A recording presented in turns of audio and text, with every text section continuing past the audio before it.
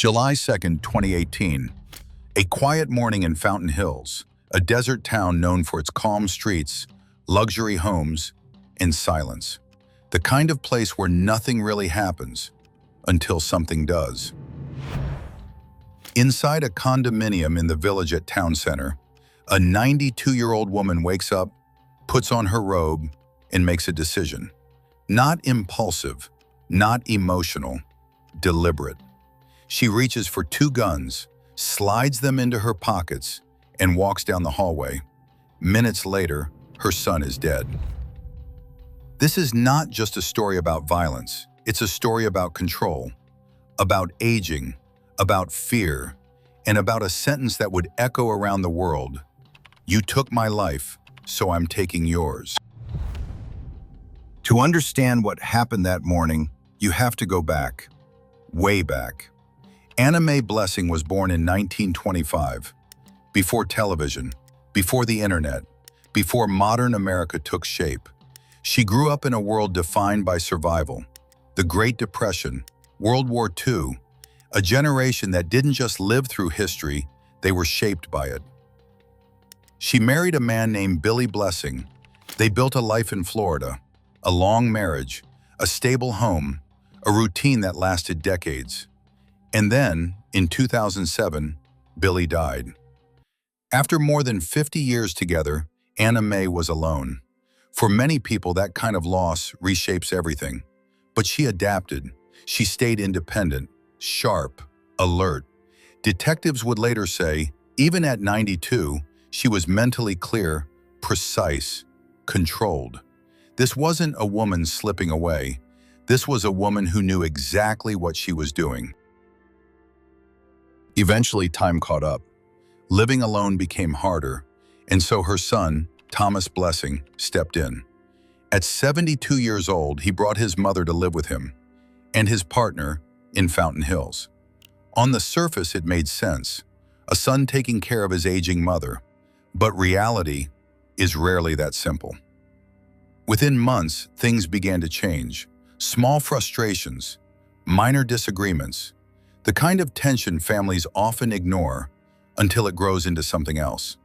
Thomas reportedly described his mother as difficult. Anna Mae felt something very different. She felt dismissed, unwanted, like she had been moved, not cared for. And in that quiet condo, resentment began to build.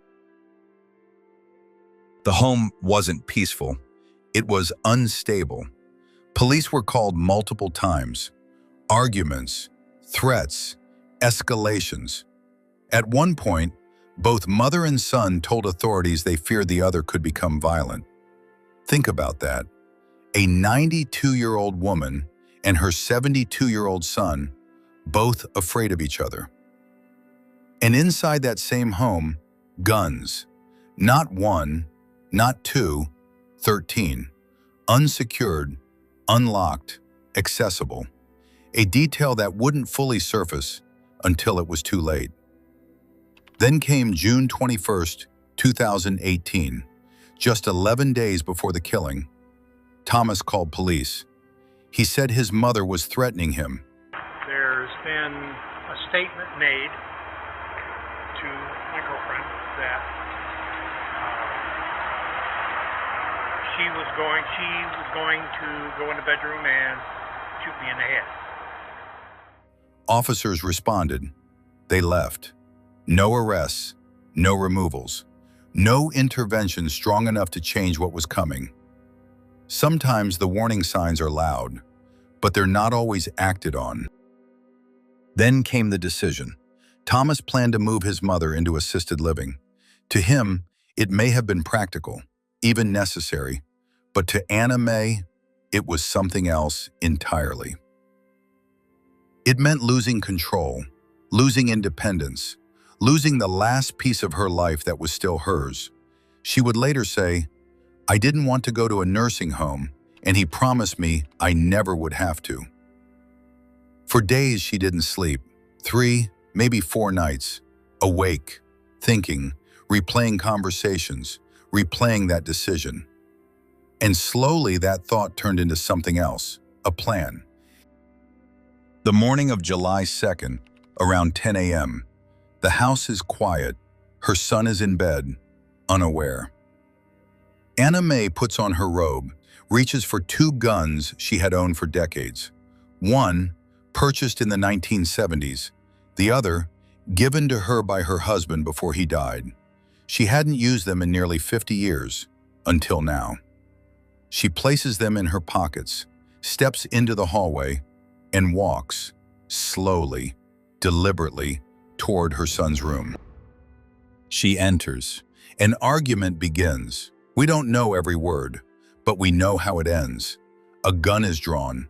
Thomas reacts. He moves toward her. She fires, once, then again, and again. Moments later, she checks his pulse. There was no pulse, so I knew I killed him. No panic, no confusion, just certainty. But the violence didn't stop there. In the room was another person, a witness, Julie.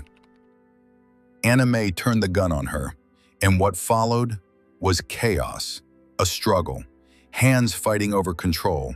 The weapon hits the ground. And then, the second gun. She pulls it out.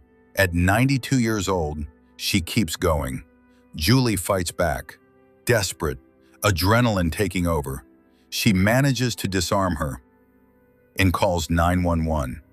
"Help me! She's going to shoot me!" Son, she's got another gun and she's gonna shoot me! Get away! Get away! Ah! She's got the gun! She's gonna shoot me! She's got the gun at me! After everything, Anna Mae walks back into the living room, sits down in a recliner, and waits. No attempt to escape, no attempt to hide, just waiting for it to be over. When police arrive, she is calm, cooperative, clear, and as she's taken into custody, she says, "You took my life, so I'm taking yours." Over the next 11 hours, she repeats the same thing, again and again. No denial, no confusion, just explanation. When asked how she felt, "I didn't have much of a feel, I guess." When asked what should happen to her, "I probably ought to be put to sleep." A lifetime reduced to a few sentences.